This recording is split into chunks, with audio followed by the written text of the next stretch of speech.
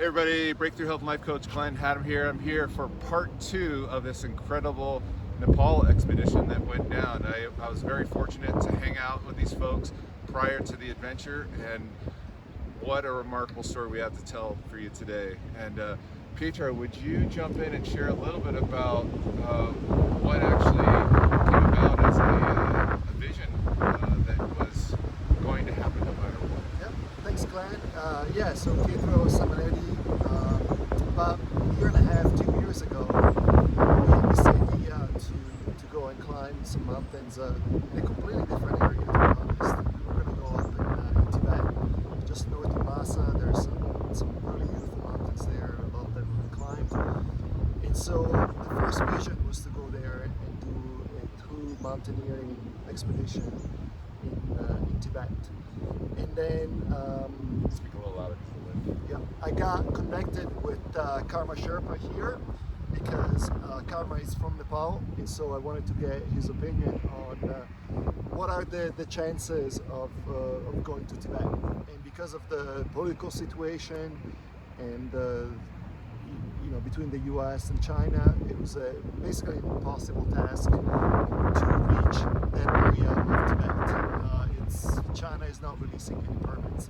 So we switched over to, well, if we can't go to Tibet, where should we go? And Karma said, if you're interested in the Tibetan culture and helping the Tibetan refugees, Upper Mustang is the place where you're still going to find some beautiful mountains, and you're going to find the Tibetan culture, and also you can do some really good help with the refugees and the people over there. So we started talking about Upper Mustang as a place that will be very interesting to us, also because it's super remote. They only give out 1,000 permits a year. It's a sensitive area because of the refugees, and most of these permits, about 90 to 95% of the permits, end up going to mountaineers that want to climb the big mountains. You know, there's Annapurna there's Dalagiri. So the vast majority of these permits are for climbing an 8,000 meter peak. There are very few permits that actually are used by people that want to travel to the valleys and seeing these villages, which is the trek that we did. And so it became a humanitarian expedition. It wasn't really focused on climbing big peaks. It was really to go there and help people in these villages that historically have not seen any medical or dental help. So we spent hundreds of hours with Karma going over the plan and the itinerary and the type of help that the people need. And so I want to pass it on to Karma to really tell us a little bit what we talked about and why it was important to go there. Thank you, Pedro, and thank you, everybody. Speak a little louder. Yeah. So this whole journey was a very wonderful way to give back to the community where people are challenging with different situations. So. So myself, I grew up in the remote region of Nepal, and had to go through a lot of different challenges, like not having a medical service, and then not having enough basic needs, clothing and supplies. So I had gone through very difficult situation. So that's the reason. So I talked to Petro, and then there's a way to make this journey meaningful, and then so see the world with the beautiful heart, which is they already have it, and then so that's something when we connect with this kind of situation, and then we can help so many people at the same time. So that's this whole effort has been wonderful, and then thank you for all this beautiful energy, and then bringing all the way to Himalaya, and then connecting the people there. So I know this this whole effort, it will continue, grow, and then the ripple effect will last for many years. So this is such a incredible opportunity for the people here. Behalf of the community there, so I will personally. I think it's important to tell your guys' story and how you two met, because that came out of tragedy, and your willingness not to focus on yourselves, but to focus on others. So how did the two of you meet? Well, we both are martial fire survivors, so we lost our homes in December of 2021. We lost down to the foundation. It was a pit. There's nothing left. A pit with ash. Yes. So what's remarkable, I think, about Karma especially, is that even in this loss, he was always focused about helping others. He wasn't really thinking about himself and the tragedy that affected him personally. But his immediate thought was, what can I do to help others? And that spirit really came out, and it was very touching for, I think, all of us. It's infectious.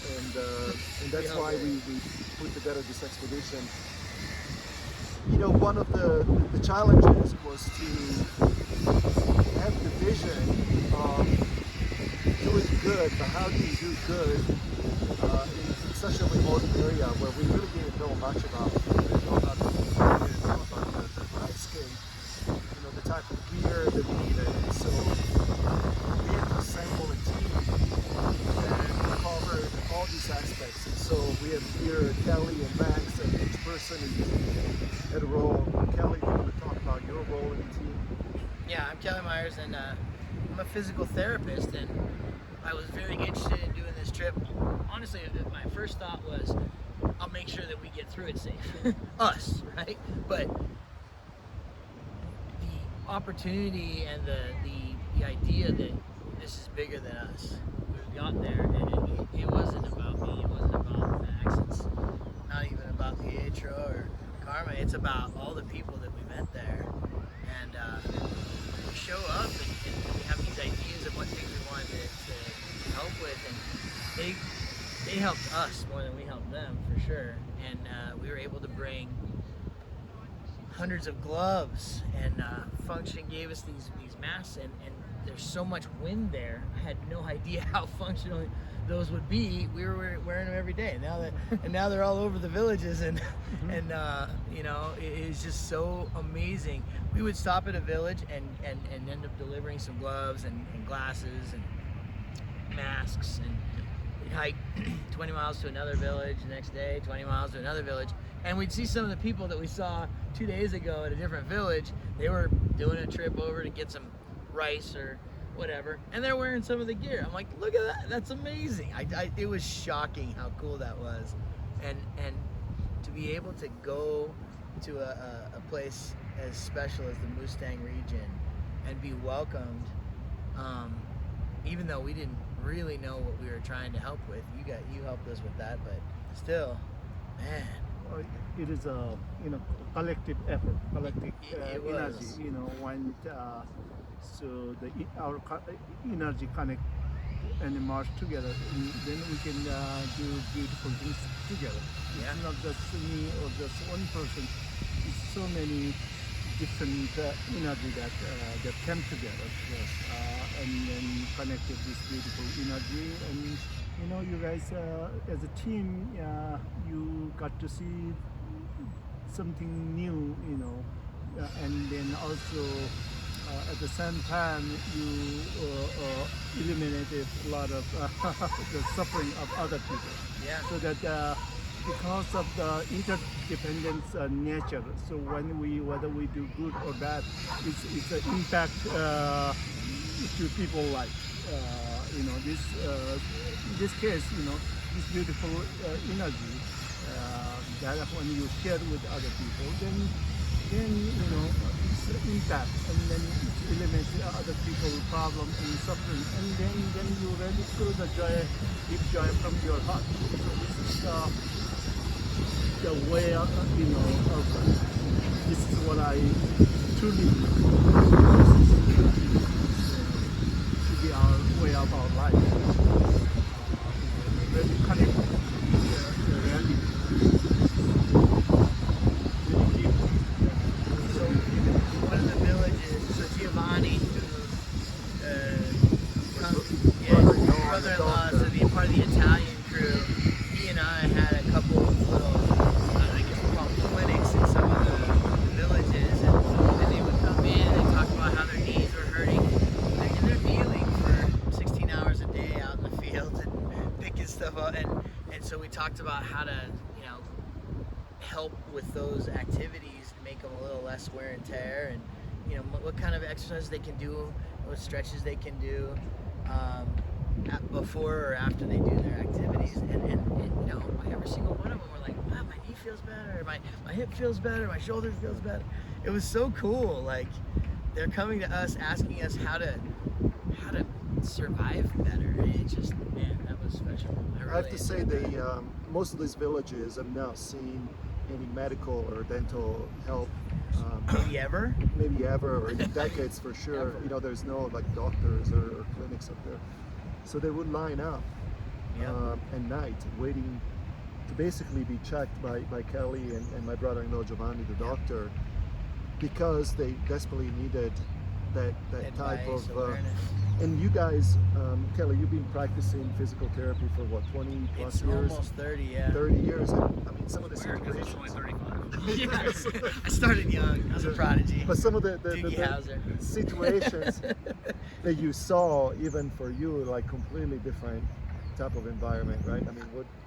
One of the things that really surprised me was just to take a look at the knee. They had to go through like 6 different layers because they were always, because it's cold, right? Yeah. And the wind up there blows 40, 50 miles an hour every evening. It's above tree line, and so it's this kind of barren area. The only parts, semi-desert.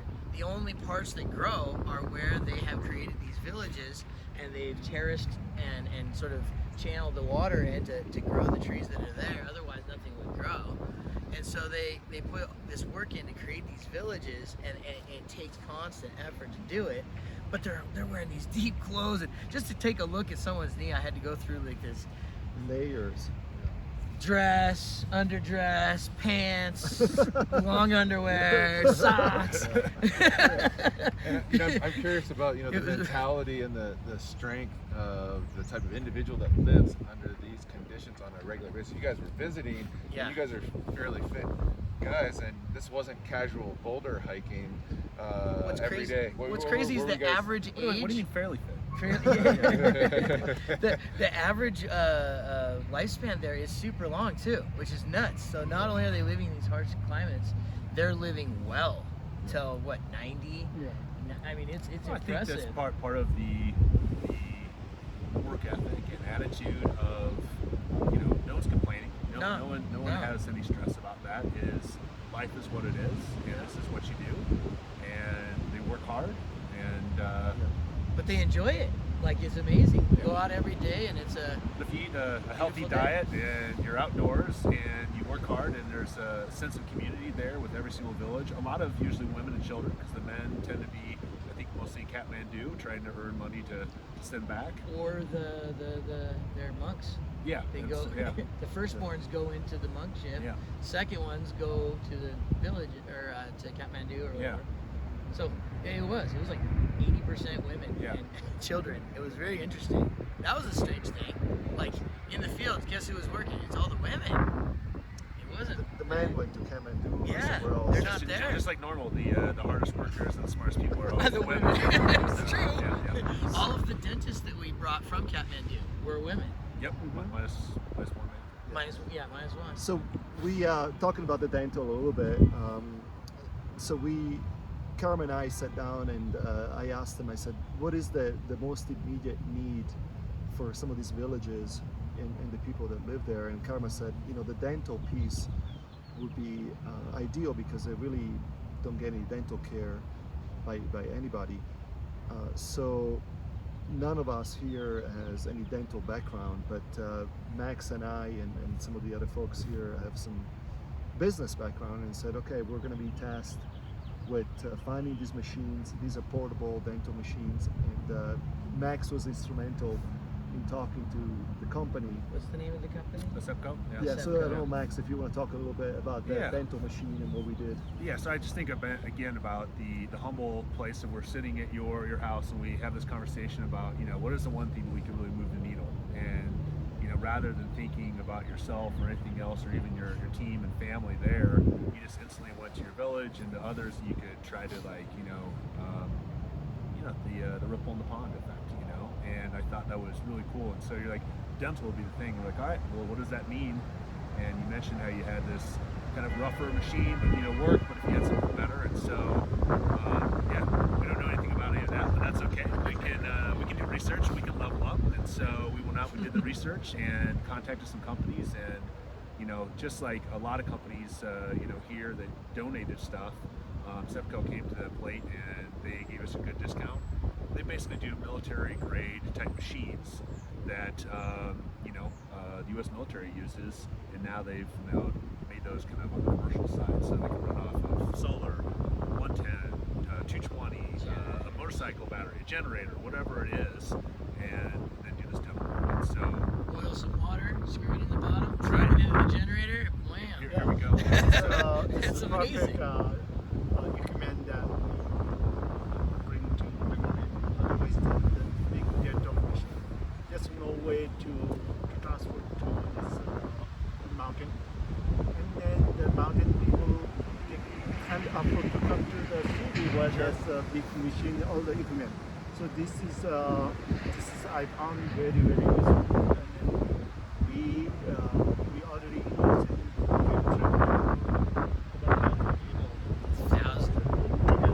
We got what, 500 over Mustang? Next fall, giving another 1,000 people. This is something, you know, is a small portable dental machine. It works very efficiently. Yeah. This is a good way to provide the dental care in the remote area. Otherwise, the big machine. You can't make it. It's still got some weight to it, this machine here. How much Yeah, it's still 20 weight? kilos. So 85 how pounds. do you guys get this and team and your supplies Yeah. from village to village and in high altitude and train? Like, what was the secret sauce?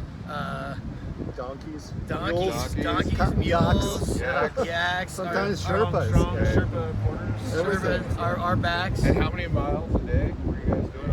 Maybe 20 plus. Yeah, 20 to 25 a day. Yeah. Loaded. We had one day it was 30 miles. And Yeah. to put in perspective why it's so important is because there are no roads connecting these villages for the most part. We're talking about trails going up and down very steep passes. And so the villagers don't have like the ability to really jump on a bus or something and go somewhere for medical or dental care. They walk.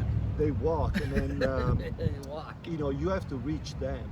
They're like working the fields every day. They don't have the luxury of saying, I'm going to take a week off and go down to Kathmandu for medical care. So unless Maybe 2 weeks. expeditions like us come in and bring those type of medical care to them, they're pretty much there.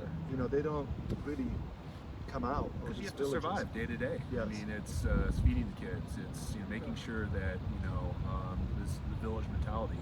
And I think that was one thing that was really important. And thankfully to Karma and his family that were able to talk to local leaders, and it wasn't us dictating what we were going to do and bring in. Instead, we worked with them, and they said, "Hey, these are the things that you guys should bring because we really need these."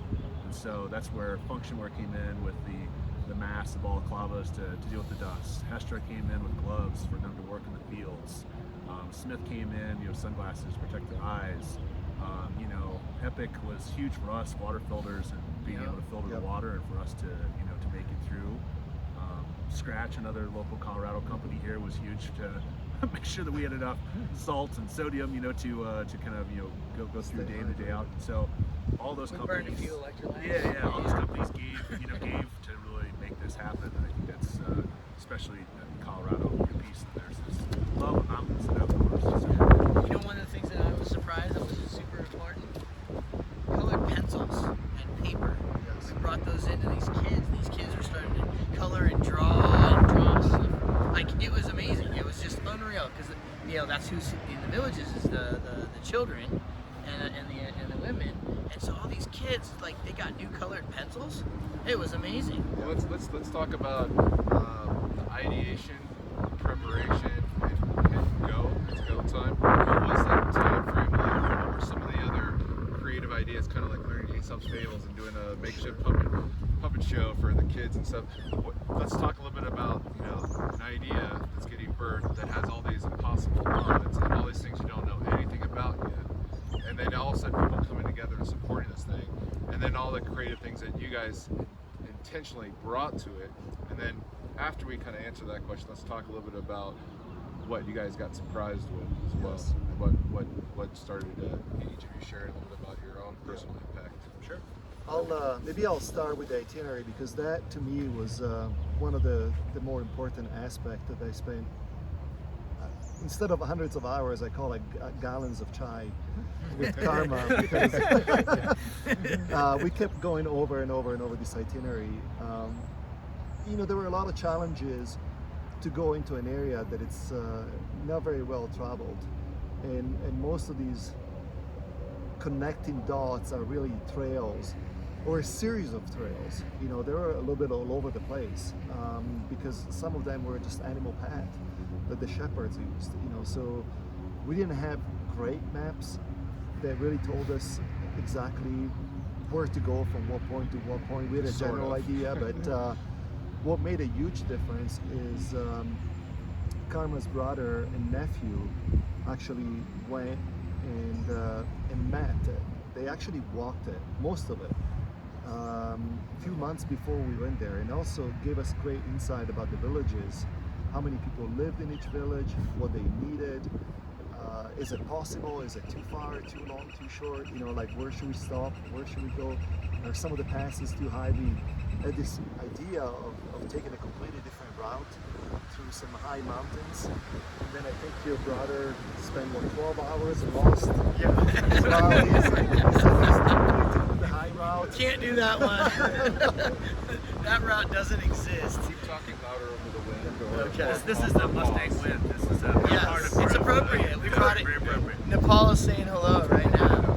Yes. So the route was a big thing for me. And then of course there was all the other challenges. The challenges of how much gear can we bring realistically. You know, we want to go and help everybody, but we showed up with on travel day, we waited everything because we had so many generous sponsors that donated a ton of gear for the refugees. And we weighted everything, and we had over 800 pounds of donated gear to bring over. And you know, we didn't have it's a like great any problem. cargo, You could get 799 pounds. I'll carry so one. we had to divide it up, and everybody got their load, an extra load. Man.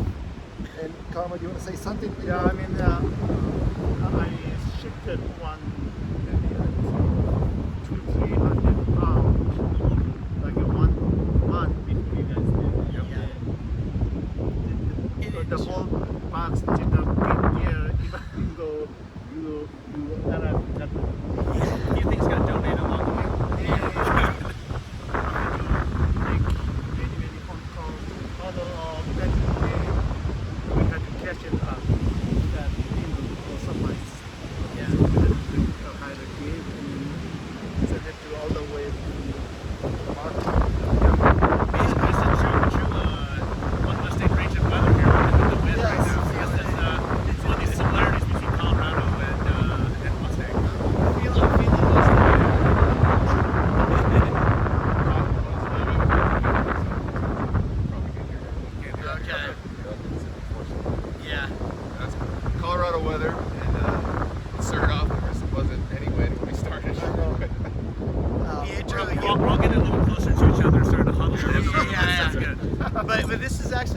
interesting because about this time before we went on the trip, right before we went, Pietro and I did an overnight trip up. What was that? Pennsylvania. Yeah. We got stopped by snow and wind. Yep. I mean, it is what it is. It snowed on us the night we were camping. I was gonna say, I think that was one of the hard things when we were going for this trip. Was like, what were we gonna bring? Because you don't know. I mean, like to your point, Glenn, like you don't know what you don't know. And any mountaineer never wants to be caught up and like unprepared. And so we probably over-prepared on some of the stuff, and then we had sort of some unusually warm weather, relatively speaking. I mean, it was still cool, but it was warmer than we expected. So we definitely had some. I know I've got a pair of down pants that I carried all the way through that still were rolled up by the time that we rolled out of there as well. I think that was the only clean clothes you have left. Yeah, probably true. It's lucky we had a lot of broken noses, and because past the sniff test wasn't real good. Oh man, I had to share a tent with you too. Oh, hey, easy. Well, let's also talk a little bit about some of the unexpected things like you guys were sharing there, but as far as impact on your own life, I know you're there for an experience that you got caught up in the collective, and at the same time, you guys came back very different. Well, we were able to not just in Mustang. We did spend a little time in Kathmandu. We got to see some of the culture and actually meet with a young llama who ended up hiking the entire tour with us and getting us into some monasteries that we probably wouldn't have gotten into without him. But also, he had never done any hiking like this either. So, you know, he's in his robes. So talk about day one. Oh my gosh, we go straight up these switchbacks from the little village that we're in. He's hiking in a robe. And he's hiking in a robe and he's got like these sandals on and I'm like, what is going on, dude? So we get ready to take off out of town, and you know, and obviously super eager, always a smile on his face at all times, which is amazing. But truly, we're heading up, and no water, no food, just a stick, which we replaced with some hiking poles and a smile, and his ear for prayer.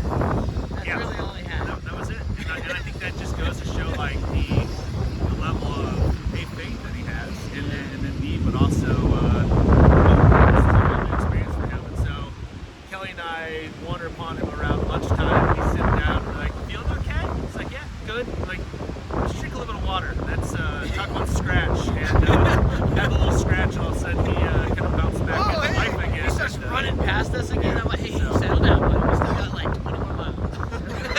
having him there and doing prayer every single night, was really neat. Even Kelly mentioned, I think we got some of the cultural experience, which was part of the reason we wanted someone like that along with us to just feel a little bit more in tune with everything that we're experiencing, which we also had great experiences of being able to stay in some of the villages, stay in some of the people's homes, and staying, you know, and having the hospitality, being able to share and some dance and song and some beverages that might have got us maybe a little bit sick, but also just were a ton of fun to enjoy. I'm not sure that stuff was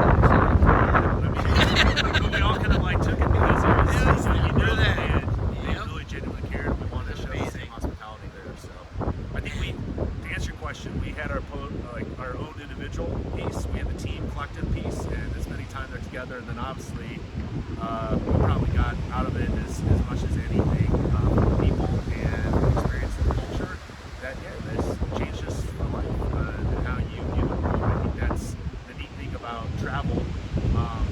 If you're humble and you listen and you are accepting of the challenge that's going to come upon you, then it's you get all these great cultural experiences that was life-changing. They invited us into their homes. It was amazing. Yeah. So one of the things also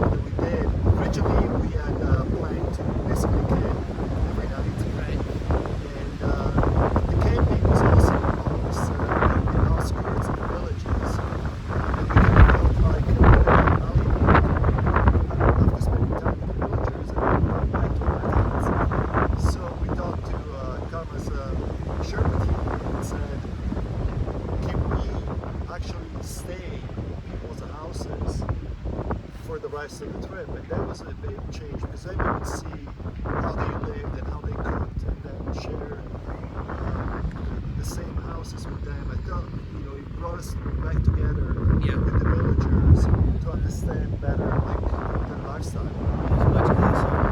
That was very cool, yeah. We gave a little bit of money where they didn't feel like we were just handing out donations, but instead we were was a little give and get. Best bed and breakfast ever. Yeah. Well, let's talk a little bit about what was accomplished during this first adventure. What's happened since? Where are we going next? Sure. I mean, Karma can speak more about it because this is an ongoing effort. It wasn't just one trip and done.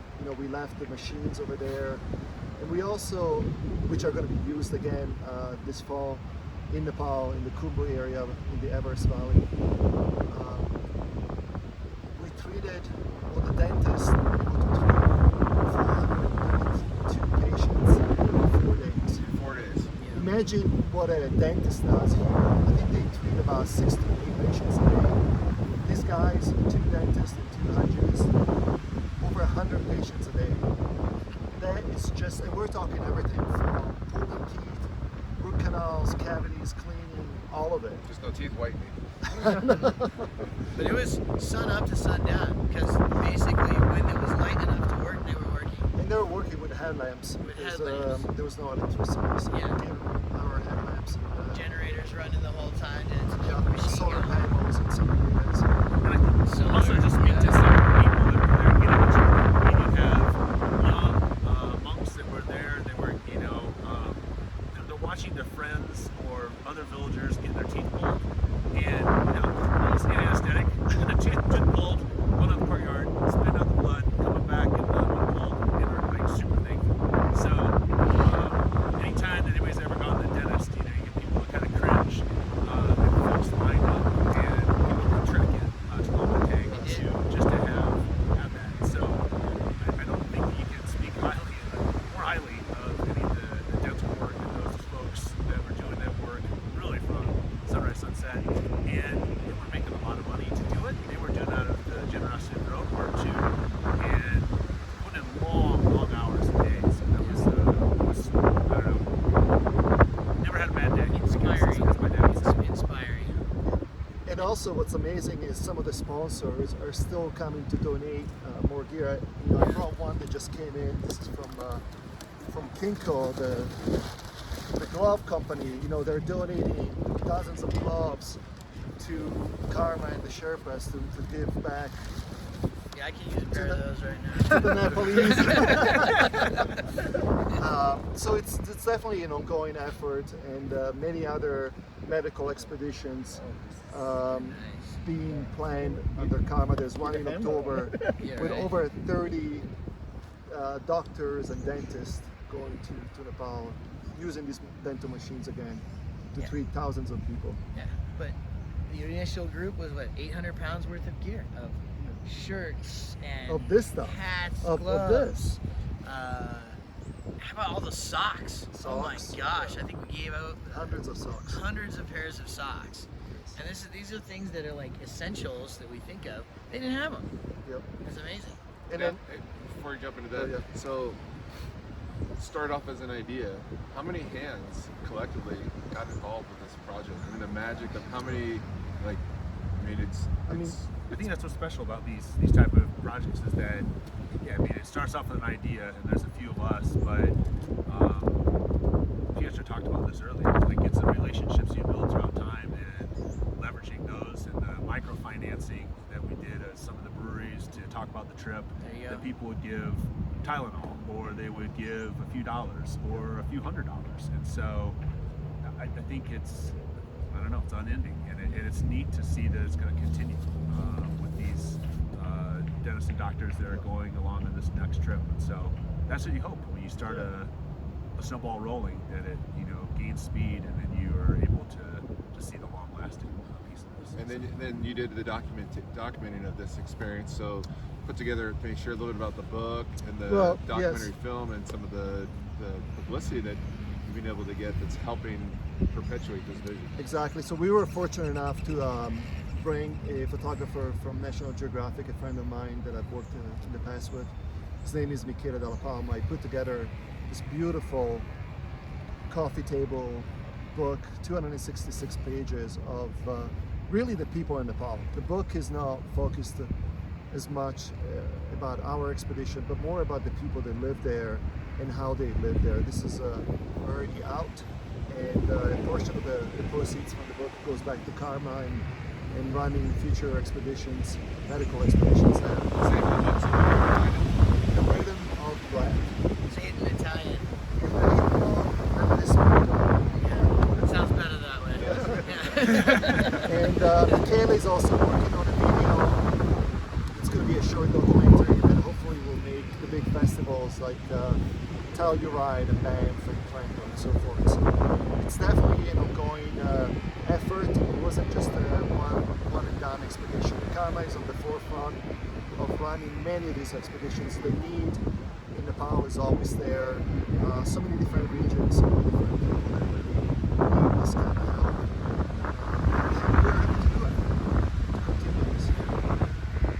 I've talked with brewery over here that we did a little presentation before we went. We showed equipment and all that. I chatted with them. They want to see that movie at the place, and they'll have donations going back. I mean, all the people that came the first time out gave $20. Guess what? It went to things. It went to these people directly. And now the book, we did a book signing at the book store with this book a couple weeks ago, and it's number 8 on the sellers list there. We're gonna have to do another printing, and all of those proceeds are going back to this machine. And like we just mentioned, Kinko's is now donated again. How many companies were there? 60. That's insane. 60. So this is an impact project that people can get involved with the proceeds. They're involved.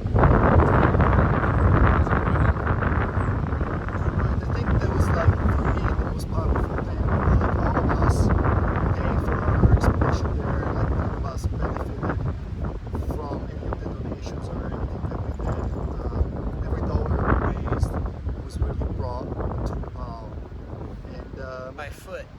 yes, or yak or by foot or something. So people always question, like, where's my dollar gonna go? Like, and people are worried that it's gonna pay like an executive or go into marketing or something like that. So in this case, every donation, either gear or monetary, really went to the cause and to the Sherpas and the people in Nepal.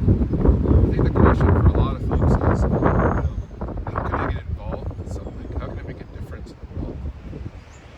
You guys have laid out a path, a way to,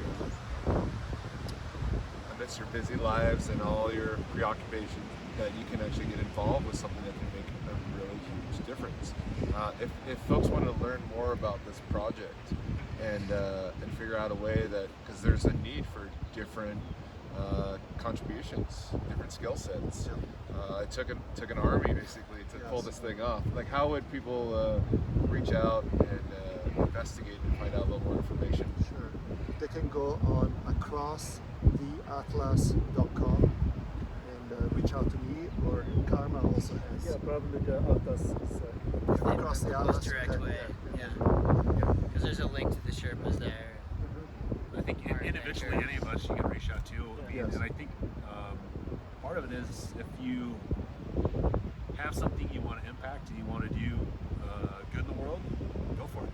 There's nothing holding you back except you. And there's a lot of great people up there, a lot of good organizations, and just go for it. Take a swing. If you have a vision and are committed to it, it will happen. It's just unreal. And I'm still surprised that we got to do what we got to do, and I'm better for it, and you are too, and so is Pietro and Karma. Thank you so much for helping us make this happen. Thank you so much. I just can't believe what has happened. Thank you, everybody. Again, there are so many luxurious places to go and spend your money, but then you guys chose to do this with the goal and then put intention. Otherwise, there's a lot of place to just have a luxurious time and then spend your money. But then you spend your energy, your money for the right causes, and then help other people eliminate their suffering, which is the realm of our human nature. So when you share that real human nature, then you feel deep gratitude, not just the sensual level of pleasure.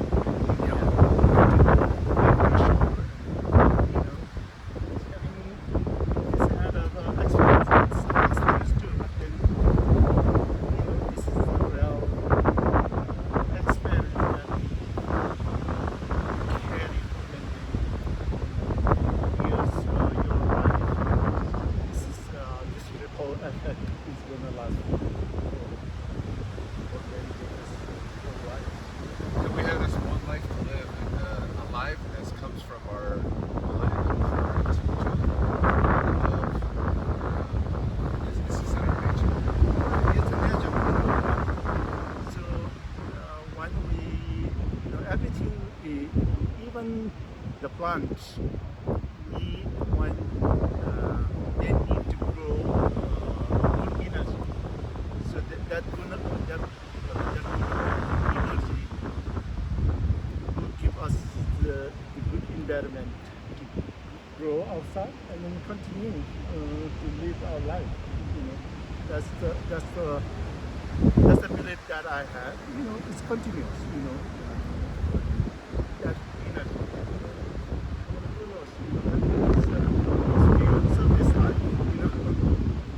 I think we're all seeking something, right? What is it? I think satisfaction. What is that?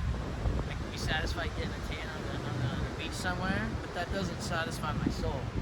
This was a soul and heartfelt adventure that it went so much deeper, and I just can't believe how much I got out of being able to help other people. Luxurious experience, also experience. They give a temporary happy feeling. But then, since our human mind is constantly seeking one after another, there's nothing to chase the concrete feeling. So that's why this kind of extraordinary something really that impacts to other people's lives. And now this thing that you just told me is seeking an expansion. It's expanding. So I think in October about 30 doctors. So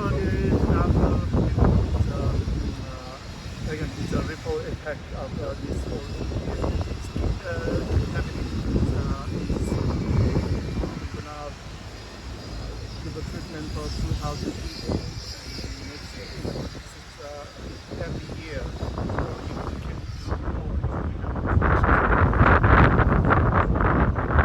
take care of people. Eventually.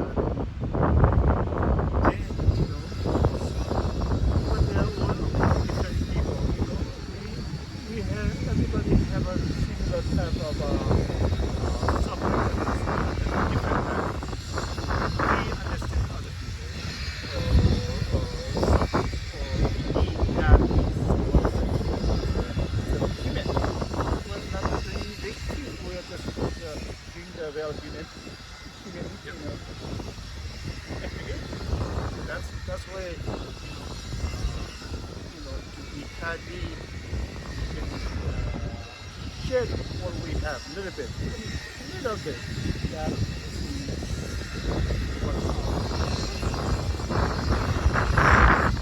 Gentlemen, I'm going to wrap things up, but I'd like to invite all you back further down the road the next day and see where we're all at, see how the impact is going, the ripple effect. Who knows, maybe I'll be in Nepal one of these days.